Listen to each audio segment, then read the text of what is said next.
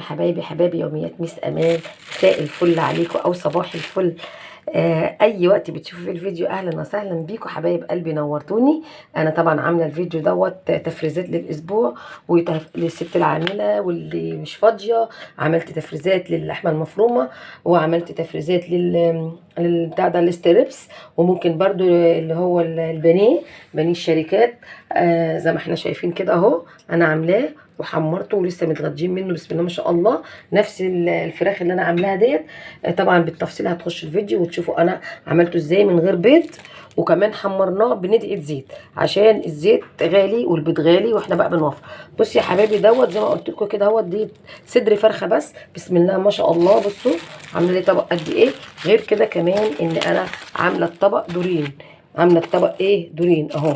حتى كده اهو شايفين الدور اللي تحت، يعني حوالي 15 قطعه او 16 قطعه، والقطعه بسم الله ما شاء الله زي ما احنا شايفين كبيره كده اهو وتخينه، يعني ماسكه نفسها. ده من صدر فرخه. هتخش الفيديو معايا بالتفصيل، يلا بينا عشان تخشوا تشوفوا الفيديو ده انا عملته ازاي، والتتبيله بتاعتنا وكل التكات والحركات من يوميات مس امال. يلا بينا. زي ما احنا شايفين كده صدرين فرخه. زي ما انتوا عارفين انا لما بجيب الفراخ بشيل كده منها فردة صدر كده على جنب، فدول صدرين هنعمل برده منهم وصفات. نقعهم انا في شويه ميه بخل، وهنبدا دلوقتي اقطع البصل عشان ما اطولش عليكم وارجع اقول لكم عملنا ايه. ابينا هنعمل ايه من الصدر الفراخ اللي انا وريتها لكم. هنعمل اكله ستريبس محترمه جدا. زي ما احنا شايفين كده قطعت الصدرين قطع كده اهوت، زي الطويله كده زي الصوابع، عشان اعمل بيها الايه الاستريبس. عفوا. هنا بقى عندي ايه ميه البصل اللي انا كنت شايلاها لما كنت بفرز اللحمه. هحط معلقه من البابريكيو اللي انا قلت لكم عليه، جايباه الكيلو ده ب 33 جنيه من عند فتح الله، بيخلي الاكل طعمه جميل وميزز وحلو. هنحط معلقه كده بس صغننه، هو بيبقى تقيل زي دبس الرمان بالظبط اهو، مش هحط اكتر من كده. وهحط كمان البهارات بتاعتي زي ما احنا شايفين، حبه بصل صغيرين كده مفرومين، هرسه شطه، بهارات فراخ، ندعه قرفه علشان اي زفاره، بابريكا، ملح، فلفل اسود، بصل بودر وتوم بودر. هنحط بقى كل ده كده على بعضه في قلب ميه البصل يا حبايبي زي ما احنا شايفين كده اهو. هحط كمان ايه، هحط كمان اللهم صل على النبي، هحط قولوا معايا هحط عليها اللي هي هاينز ديت، اللي هي ايه والله بنسى اسمها على طول، المستردة. هحط المستردة، هحط معلقه برده كده مستردة، تبقى برده تخلي الفراخ بتاعتي طعمها حلو. والملح طبعا ظبطيه كده. بقى بقيت المستردة عشان العلبه خلاص خلصت. نفتح بقى الجديده اللي كنا جايبينها في المشتريات المره الجايه ان شاء الله. زي ما قلت لكم دي بتعيش معاكم بالشهور والله، مش شهر ولا اتنين، وبتخلي للاكل طعم تاني خالص.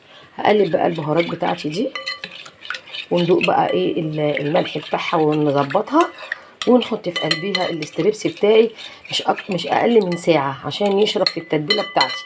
عايزه بقى تشيليه في كيس جوه في التتبيله زي ما هو كده وتطلعي، تبقي تحطيه في قلب اللهم صل على النبي، في قلب البقسماط الفيجيتار ماشي. عايزه تشيليه بالفيجيتار شيليه. انا بقى هعمله كده اهوت، بس هو كان عايز شويه ملح تاني اهو. هعمله كده اهوت هحطه بقى وانقعه كده، واغطيه بالاسترتش في التلاجة ساعتين 3 لحد ما اخلص اللي ورايا، وبعدين ابدا ان انا ايه احط عليه. شايفين يا حبايبي اهو،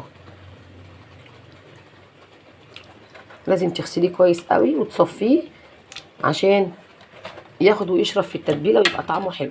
كل ما يتحط اي حاجه لحوم زي ما قلت لكم او فراخ او حاجه بتحطي في التتبيله وقت طويل بتدينا طعم احلى واجمل اهو. انا هسيبها بقى كده في التتبيله واغطيها بالاسترتش باك، وايه اطلعها كمان شويه زي ما قلت لكم، اعملها بالفيجيتار واحطها في اطباق، وبرده هوريها لكم اهو يا حبايبي.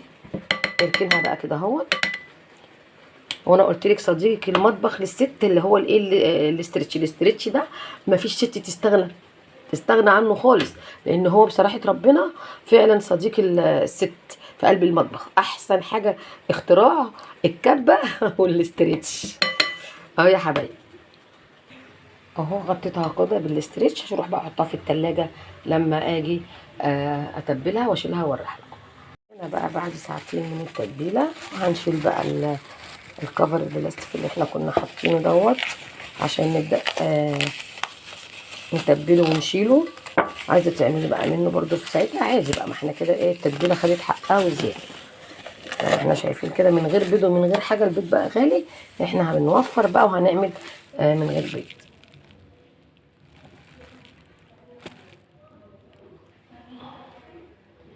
شايفين يا حبايبي انا جايبه كده فيجيتار جاهز بحط كده منه، جايبه يعني بارد على حامي اهو. انا شاريه كده من عند العطار زي ما احنا شايفين.